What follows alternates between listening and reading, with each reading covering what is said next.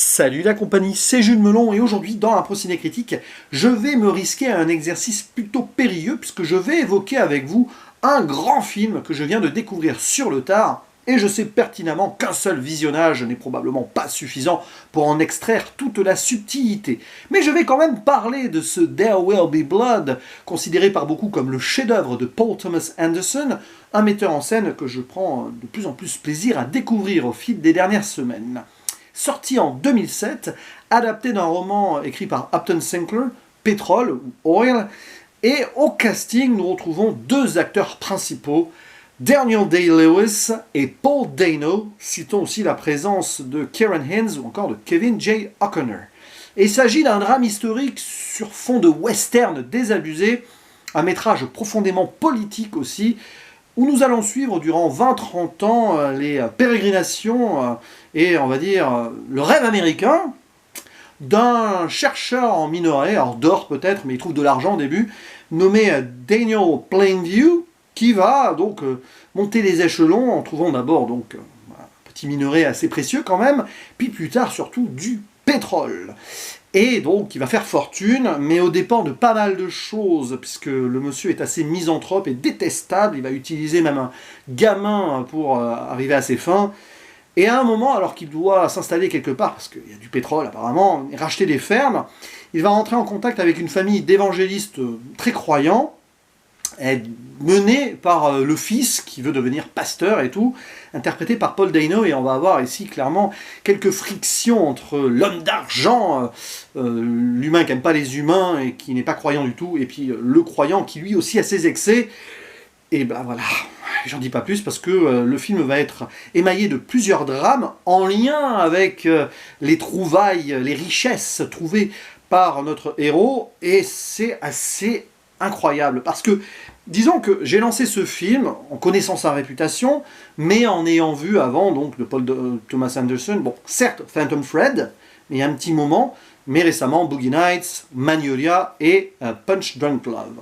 Et ici, en fait, avec cette œuvre, il prend le contre-pied des films précédents, dès l'introduction, puisqu'on n'est plus dans un film choral avec plan séquence et tout, non, plan fixe, extérieur, colline, ouest américain à l'ancienne, pouf, intérieur profond, chercheur, donc tout seul le gars, c'est totalement à l'opposé de ce qu'il a fait avant. Ici, on a l'impression qu'il change de style, mais en fait pas tant que ça, mais il change de thématique, quoique, là aussi ça questionne l'Amérique, et voilà, il va ailleurs pour nous plonger dans un, on va dire, un brûlot profondément austère, plombé par moments, mais d'une richesse de mise en scène, et avec des acteurs extraordinaires, qui fait qu'en fait on se retrouve, bon, j'arrive à la fin, j'étais un peu crispé, assez absorbé par le film, sans forcément être autant accroché que ceux que j'avais vus avant, paradoxalement, mais je suis ressorti de là en mode, la vache, qu'est-ce que c'est que ce truc? C'est extraordinaire, notamment sur la narration, et ce que ça raconte, les thématiques abordées, ce qu'on en sort, et puis bien, comment c'est aussi donc filmé, tout ça, c'est brillant. Je vais peut-être pas autant accrocher qu'un Magnolia, mais il faudra que je le revoie pour ça, justement, les deux d'ailleurs, il faudra que je les revoie. Mais qu'est-ce que j'ai vu? On sent, ce film respire quelque chose d'unique, voilà. Pourtant, il y a ce côté, on va dire, classique, d'une certaine manière, mais la façon dont ça raconte l'histoire donc, de nos protagonistes, mais aussi donc, de cette Amérique, fin 19e siècle, jusqu'à la crise de 29, grosso modo, c'est terrible. Parce que Paul Thomas Anderson, alors c'est peut-être comme ça dans le roman, mais s'il l'a adapté en film, c'est qu'il y a quelque chose. Ici, il nous dresse un procès, ah tiens, petit lapsus, mais on va dire un portrait plutôt d'une Amérique conquérante, dans le sens, bon, déjà, ça y est, elle s'est installée jusqu'à l'ouest, tout ça, tout va bien, parce que ça se passe grosso modo à l'ouest, hein, on est au Nouveau-Mexique, en Californie, des trucs comme ça, et qui, avec le capitalisme naissant, est en train de construire sa réputation de pays voilà, qui vampirise tout ce qui, voilà, parce qu'avec tout ce qu'on peut trouver et tout, mais qui détruit quelque chose aussi. Et c'est pour ça qu'on a cette dichotomie entre l'homme de terrain qui veut se faire de l'argent et à un moment cette religion qui va forcément rejeter, puisque c'est ancré dans des traditions, même si là aussi c'est un peu plus subtil que cela, hein. avec donc la destruction de certaines terres, hein, grosso modo, en installant, bon d'abord, pour creuser encore, bon, c'est une petite destruction, mais quand même, mais surtout après les puits de forage, les derricks et tout, quitte à du coup dégager des fermes qui sont là depuis les pionniers. Et on voit ici donc ce capitalisme américain qui te détruit une ancienne Amérique qui est assez récente, parce que vous savez que l'histoire de l'Amérique est très très très récente, et très européenne, et pas que d'ailleurs. Est-ce qu'il y a une histoire de l'Amérique? Oui. Mais voilà, ça c'est un débat qu'on pourrait avoir. L'Amérique a une histoire, mais c'est une histoire par procuration, souvent de pas mal de peuples, etc. Et on voit ici à quel point la construction donc, de cette Amérique en tant qu'empire capitaliste se fait aux dépens de beaucoup de choses. Et ici, il n'y a pas de place pour l'amour, pour la nature, tout ça. C'est pour ça d'ailleurs que le premier plan avec ces collines qui représentent le western d'avant, paf, après, dichotomie, on se retrouve au plus profond, comme si on creusait vers l'enfer, que va vivre notre personnage principal, qui lui aussi vit cette dualité terrible entre richesse et tout, mais solitude, misanthropie, et même son gamin, qui n'est pas son fils, on le voit dès le début, voilà, j'en dis pas plus, mais qui est récupéré après un accident, qui va utiliser ce gamin, cet orphelin, pour attendrir les fermiers, pour racheter leurs terres et tout. C'est terrible de voir ce que cet homme est prêt à faire pour réussir. Et on le voit, ça le détruit, il s'en rend pas compte parce qu'il y a cette destruction autour, mais lui-même il se détruit en tant qu'être humain, il se déshumanise de plus en plus, et pourtant on sent qu'il serait prêt à aimer ce fils qui n'est pas le sien. On le voit à certaines scènes où il l'étreint comme ça. C'est quand même assez ambigu comme ça. Et j'adore ça, justement. Quand à la fin du film, tu ressors avec ce personnage hyper complexe qui a l'air, si tu le regardes qu'en surface, très, on va dire, c'est simple. On se dirait, bon, il déteste tout le monde, il veut arriver à ses fins et il veut être riche.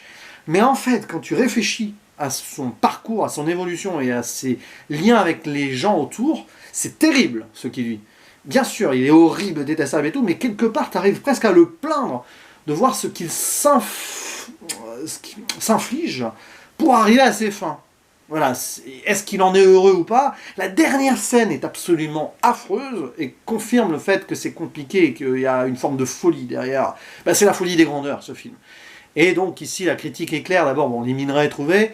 Peut-être chercheur d'or au début, il ne trouve que de l'argent. Ça laisse une possibilité d'évolution. Peut-être déjà une sorte de désillusion en surface, même si c'est en profondeur. Puis après, le pétrole qui jaillit comme ça. À un moment, il y a un terrible accident, un incendie, une scène remarquable. Le feu, c'est presque le feu de l'enfer contemplé par le pasteur qui ne voit pas ça d'un bon oeil parce que lui, il n'aime pas cette idée-là.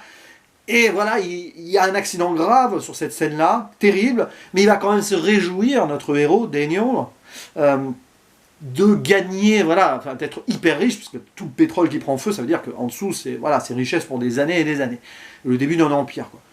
Incroyable. Donc c'est un film ici qui est construit sur une certaine ambiguïté, une dualité, et finalement, on retrouve ici la patte Paul Thomas Anderson, puisque quand on pense à Boogie Nights, c'est pareil, une sorte de rise and fall, le faux rêve américain, on croit que, mais c'est illusion, et le plus dur sera la chute. Mais ici, c'est pas vraiment rise and fall, c'est plutôt rise and fall en même temps, c'est pas ça, c'est ça, mais vous voyez, l'humanité descend et la richesse monte, c'est vraiment incroyable comme il arrive à imbriquer les deux. C'est là où c'est subtilissime, je trouve, et c'est là où ça questionne parfaitement l'Amérique de cette époque, parce que, ouais, grande richesse, tout est possible, mais alors, à quel prix? Dans les deux sens du terme, à quel prix? Mais à quel prix moral? Et c'est intéressant de voir justement cette religion représentée donc, par Paul Dano. C'est pas juste voilà, quelqu'un qui croit, c'est un petit peu extrême, vous savez, c'est les prêcheurs et tout, limite exorcisme par moment. Paul Dano est extraordinaire, il est habité à un moment quand il dit voilà. Et là aussi, il y a une forme d'imposture, peut-être. C'est un film sur l'imposture d'une richesse qui n'est là que en surface, en apparence, alors qu'on va creuser pour la trouver. Vous voyez ici, toute la dualité, elle est là, même sur le plan géographique. Et en fait, derrière, on a juste des gens qui ne sont pas eux-mêmes, qui ne sont plus des hommes, qui ne sont plus des êtres humains. C'est peut-être pas c'est pas un hasard, à mon avis, si Paul Thomas Anderson, ici, ne représente aucune femme à l'écran. Parce que c'est un monde corrompu par les hommes. Et les femmes, elles sont plus que reléguées au second plan, on ne les voit pas à part une petite fille. C'est tout. La jeune sœur de l'évangéliste, là. C'est tout. C'est assez fou, quand même. Et bon, évidemment, je parlais de Paul Dano, mais Daniel Day-Lewis, il est à la fois à des moments sobres et tout, mais quand il pète des plombs, voilà, l'alcoolisme de son personnage aussi. voilà, il y a quelques scènes fortes comme ça, mais c'est un film qui se voit dans son ensemble. C'est pas, voilà, il n'y a pas d'esbrouf. Bien sûr, il y a des moments extraordinaires de photographie avec voilà, les puits de pétrole et tout, le puits et la pluie de pétrole d'ailleurs. Il y a des moments vraiment forts comme ça, mais il y a aussi des plans fixes comme ça qui nous enferment les personnages dans leurs contradictions ou dans leurs oppositions. C'est génial ça, voilà, c'est là-dessus qu'il faudra que je le revoie, parce que sur une première découverte, tu vois ça, mais après, à la fin de la scène, tu te dis, oui, oui, d'accord, mais tu vas pas revenir en arrière, tu poursuis le film. Et c'est terrible. Et puis, rajouter à cela la musique, alors je crois que c'est le guitariste de Radiohead, qui la compose, ouais, c'est ça, Johnny Greenwood, qui est très stridente, crispante, qui colle à l'austérité glauque du film, mais c'est parfait, voilà, tout est parfait. Voilà. Et puis bon, la photographie aussi, je vais citer, c'est Robert Elswit. Alors, j'ai pas sa fiche Wikipédia sous les yeux, son nom comme ça ne me dit rien, mais le monsieur était doué, voilà, enfin, est doué. J'espère qu'il continue quand même encore sa carrière. Mais voilà, non, franchement, c'est un grand film, et j'aurais besoin de le revoir. Là où Magnolia, voilà, il y a quelques semaines, quelques mois, quand j'en avais parlé, j'étais déjà... etc. Là, je sais que je suis potentiellement à l'intérieur très subjugué, mais je ne l'exprimerai, ma joie, enfin, ma subjugation. Ouais, ça se dit peut-être pas, hein, mais bon, vous voyez, le fait que je sois épaté, je ne pourrai l'exprimer que quand je le reverrai, je pense. Là, je vous fais cette vidéo-là, avec ces thématiques que j'ai ressenties, mais sur le plan civilisationnel et dramatique historique, ce film, déjà, il se porte là, voilà. Et je comprends pourquoi il est considéré comme un chef-d'œuvre, ce film. Bref, n'hésitez pas à dire en commentaire ce que vous en pensez, parce que là, on peut avoir des discussions hyper riches sur ce film. Donc je compte sur vous pour que je puisse rebondir, et quand je revisionnerai avec vos commentaires, j'y verrai encore plus clair. Même si je visionnerai des vidéos, je lirai des articles sur ce film, clairement, ça me donne vraiment envie. Il ne me reste plus qu'à vous dire à la prochaine. Ciao.